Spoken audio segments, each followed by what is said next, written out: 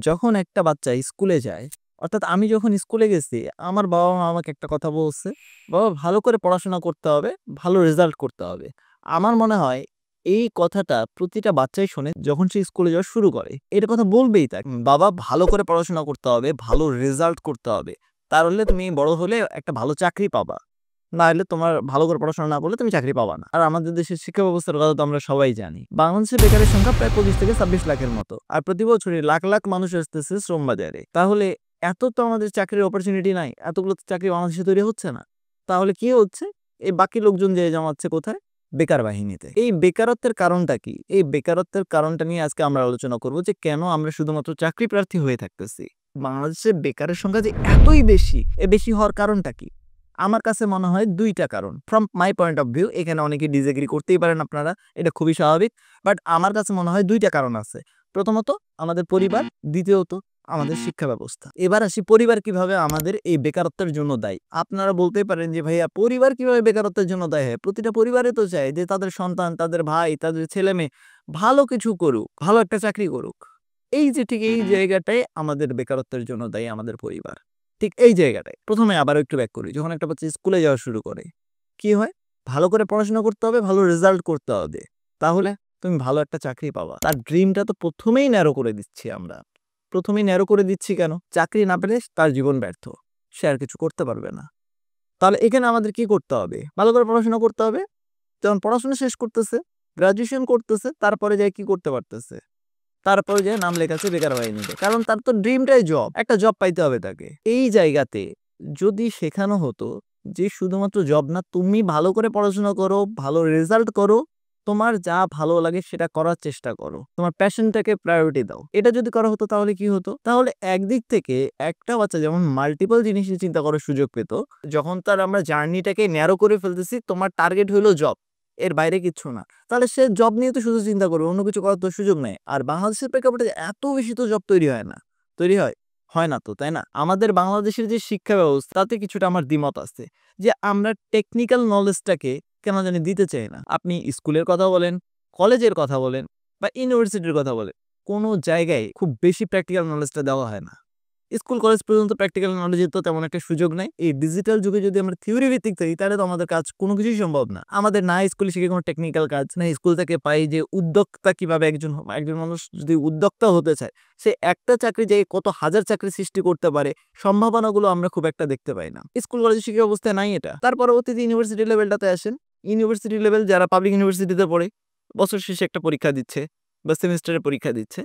কিন্তু সেখানে প্র্যাকটিক্যাল নলেজটা কোথায়? সেখানে প্র্যাকটিক্যালটা কোথায়? আর আমাদের বাংলাদেশের সবচেয়ে বেশি স্টুডেন্ট হলো ন্যাশনাল ইউনিভার্সিটি। সো ন্যাশনাল ইউনিভার্সিটির ক্ষেত্রে যদি দেখেন, সেখানে ইন কোর্স পরীক্ষা হয় আর একটা ফাইনাল পরীক্ষা হয়। সেখানে টেকনিক্যালের টিটাও নাই বা কোনো একটা নলেজ দিয়ে তাকে এক্সট্রা করে দিবে, নলেজের কেটাও দেয় না আর টেকনিক্যালের টিটাও দেয় না। কারণ তার সীমাবদ্ধতা ওই জায়গাটুকুতেই।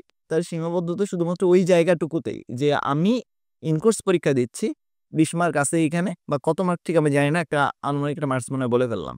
আমি একটা ইন কোর্স পরীক্ষা দিচ্ছি আর আমার একটা ফাইনাল দিচ্ছি। That's enough. এই পুঁথিগত বিদ্যা, এই পুঁথিগত বিদ্যা তো আমাদের চাকরি জীবনে বা একটা মানুষ আমাকে হায়ার করবে, কেন করবে? আমরা কি এই জিনিসটা বুঝতে চাই? এই জিনিসটা তো আমরা বুঝি না। যখন একজন ন্যাশনাল ইউনিভার্সিটির স্টুডেন্ট প্রাইভেট সেক্টরে এসে জব করার জন্য, তার কথার মধ্যে আঞ্চলিকতা বেশি। আবার তার স্কিলের কথা জিজ্ঞেস করলে, জানি না, শিখে নেব। যদি কোম্পানি আপনাকে হায়ার করে শেখানোর জন্য, কোম্পানির লাভ কি? আপনাকে কেন হায়ার করবে? করবে না তো। তাহলে এটা গেল তো ন্যাশনাল ইউনিভার্সিটির কথা। প্রাইভেট ইউনিভার্সিটির জিনিসটা কিছুটা ভালো লাগে আমার কাছে একটাই কারণে। কারণ একটা হলো অ্যাসাইনমেন্ট দেয় যে একটা স্টার্টআপ যেমন বিজনেস, আ খুব যদি ভুল না করি তাহলে ইন্ট্রোডাকশন টু বিজনেস অর্থাৎ বাস 201 যেটা আছে। বাস 201 এর ক্ষেত্রে একটা স্টার্টআপকে কিভাবে গড়ে তুলতে হয় এই জিনিসগুলো সেখানে পুঁথিগত বিদ্যায় শেখানো হয়। সেখানে কোনো টেকনিক্যাল কিছু দেয় না। মেক্সিমাম প্রাইভেট ইউনিভার্সিটির স্টুডেন্টরা অনেকেই একটা জিনিস দেখি যে অ্যাসাইনমেন্টটা পেইড করায় নেয়। কোনো সিনিয়র আছে বা কেউ অ্যাসাইনমেন্ট অনেক ভালো করতে পারে, ওকে টাকা দিচ্ছে, অ্যাসাইনমেন্টটা করে দিচ্ছে। তার লার্নিং কিন্তু কিছুই নেই এখানে। এটা না করে যদি এটা করতে বলা হতো তাদেরকে যে অ্যাসাইনমেন্ট যখন দেয়, অ্যাসাইনমেন্টের জন্য ৫-৬ জন করে একটা গ্রুপ করে দেয়। এই গ্রুপের মধ্যে একটা বিজনেস আইডিয়া নিয়ে কাজ করার জন্য বলতেই পারে, মার্কেট টেস্ট পর্যন্ত যেতে পারে। তাহলে এই ৪ বছরে সে যতগুলো মার্কেট টেস্ট করবে, তার একটা আইডিয়া হবে। সে যদি জব নাও করে, তাহলেও সে কোনো না কোনো কিছু একটা হইলেও করতে পারবে, নিজের একটা স্টার্টআপকে দাঁড় করাইতে পারবে। কিন্তু আমরা তো এই কাজগুলো করব না। কারণ আমরা বাঙালি করব না। আমরা সেই পুঁথিগত বিদ্যা যে বই ওই ফিলিপ কটলার কবে লিখছেন ওই বইটাতে যা আছে ওইটাই আমরা পড়তেছি, মুখস্থ করতেছি। যখন ভার্সিটিতে পরীক্ষা হয় তখন সেটা যে আমরা উগলে দিয়ে আসতেছি, রেজাল্ট ভালো হচ্ছে, আর তারপরে এসে আমরা নাম লেখাচ্ছি বেকার বাহিনীতে। তখন আমরা গালি দিই কি, আর আমাদের ভাগ্যটাই খারাপ। তাহলে এখন আপনারা তো বলতেই পারেন যে এটার সমাধান কি? সমাধান একটা জায়গায় আছে। কি সমাধান সেটাও বলি। আমাদের পরিবারের মানসিকতা বদলাতে হবে। প্রথম কথা এটা। শুধুমাত্র তার জার্নিটাকে ন্যারো না করে আপনি তাকে যতটা পারেন তার জন্য ব্রড করে দেন। যতটা পারে যে বাবা তোমার যেইটা ভালো লাগে করতে, তুমি ভালো করে পড়াশোনা করো, পড়াশোনার পাশাপাশি তোমার ভিডিও এডিটিং করতে ভালো লাগে, কিভাবে বানানো যায় তুমি এই ভিডিও এডিটিং নিয়ে কাজ করো। তোমার মার্কেটিং দেখতে ভালো লাগে, তুমি মার্কেটিং এর ডিজিটালি কিভাবে কাজগুলো হচ্ছে, কিভাবে মার্কেটিং সিস্টেমটা রান হচ্ছে, তুমি এগুলো নিয়ে দেখার চেষ্টা করো। আমাদের মার্কেটিং এর স্টুডেন্টরা যারা আছে 99% ক্ষেত্রে দেখা যায় নামমাত্র ডিজিটাল মার্কেটিং সম্পর্কে নলেজ আছে, but to be very honest 1% মানুষ পাওয়া যায় না properly skilled in digital marketing. পাওয়া যায় না, এটা চরম লেভেলের সত্যি কথা। বা এইচআর কোন একটা স্টুডেন্ট আছে, তাকে বলা হচ্ছে যে ইআরপি সফটওয়্যারটা কিভাবে কাজ করে বলো তো, জানে না। কারণ আমাদের ভার্সিটিতে এগুলো করানো হয় না। তো শিখবে কোথা থেকে? তার শেখার জন্য জায়গা থাকতে হবে তো একটা। আমরা বাঙালিরা তো এমনি একটু অলস প্রকৃতি, যে আমরা হাতে তৈরি করে দিলে কেউ ওটা আমাদের খাইতে খুব ভালো লাগে, কিন্তু নিজে বানাইতে গেলে এটা আর ভালো লাগে না। তখন আলু ভর্তা ভাতে হইলে যথেষ্ট, না হলে অন্য জায়গায় হলে বিরিয়ানি হইলে ভালোই। ব্যাপারটা ঠিক এমন না? তাহলে আমাদের কি করতে হবে? প্রতিটা সাবজেক্টের একটা করে টেক ভার্সন থাকে, একটা করে টেক ভার্সন আছে, সেই টেক ভার্সনটাকে শেখাতে হবে। যারা বিজনেস ডেভেলপমেন্ট নিয়ে কাজ করতে চান তারা স্টার্টআপ গুলোর সাথে কাজ করেন। তাইলে যদি আপনি, আমি ধরেই নিলাম যে আপনি জব করবেন, আমি ধরে নিলাম আপনি এন্টারপ্রেনার হবেন না, আপনার রিস্ক নিতে ভালো লাগে না, কিন্তু আপনি এই যে 4 বছর যে কাজগুলো করেছেন তা দিয়ে আপনার একটা স্ট্রং পোর্টফোলিও হয়ে যাবে। তাহলে ইউনিভার্সিটিগুলোর উচিত এই যে শিক্ষা ব্যবস্থার মধ্যে টেক ভার্সনটাকে ইনক্লুড করা। হয়তো কিছু কিছু ইউনিভার্সিটি শুরু করেছে, বাট বাংলাদেশের ম্যাক্সিমাম ইউনিভার্সিটি এখনই সেই পুঁথিগত বিদ্যায় পড়ে আছে, যার ফলাফল হচ্ছে বাংলাদেশে বেকারের সংখ্যা বাড়তেছে, আর কিচ্ছু না। হয়তো বা এটা আপনারা বলতে পারেন যে ভাই ওয়ার্কশপ তো হয় আমাদের, কিন্তু পোলাপাইন তো জয়েন করতে চায় না। পোলাপাইনকে ইনকারেজ করেন, স্টুডেন্টদেরকে ইনকারেজ করেন আপনি যে টেক ভার্সনটা শিখতেই হবে তোমার, এটা পাশাপাশি এটা দরকার। এখন ইউনিভার্সিটিতে একটা দুইটা তিনটা চারটা ওয়ার্কশপ দিয়ে ভাই স্কিলকে ডেভেলপ করা যায় না। একটা স্কিল ডেভেলপ করা কখনোই পসিবল না 3-4-5টা ওয়ার্কশপের মধ্যে।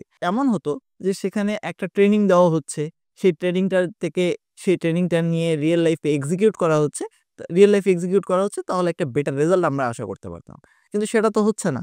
ফলে বেকারের সংখ্যা বাড়তেছে। আমাদের পরিবারের উচিত আমাদের সন্তানকে যতটুকু পারা যায় যে তার জার্নিটাকে ব্রড করে দেওয়ার জন্য ব্রড করে দেই আমরা।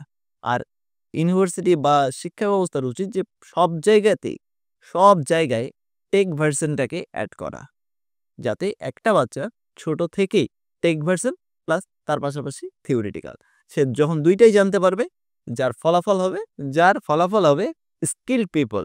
আর স্কিল হইলে চাকরি এমনিতেই হবে, সেটা দেশে হোক কিংবা দেশের বাইরে হোক। এখন রিমোট জবের সুবিধা অনেক বেশি, কিন্তু আমাদের মধ্যে স্কিলগুলো নাই, যার জন্য ধারণা দিতে হয় ভাই এই স্কিলটা দেখান না, একটু শিখান না। তাহলে এটা তো এডুকেশন সিস্টেমের মধ্যেই অ্যাড করে দেওয়া যায় না?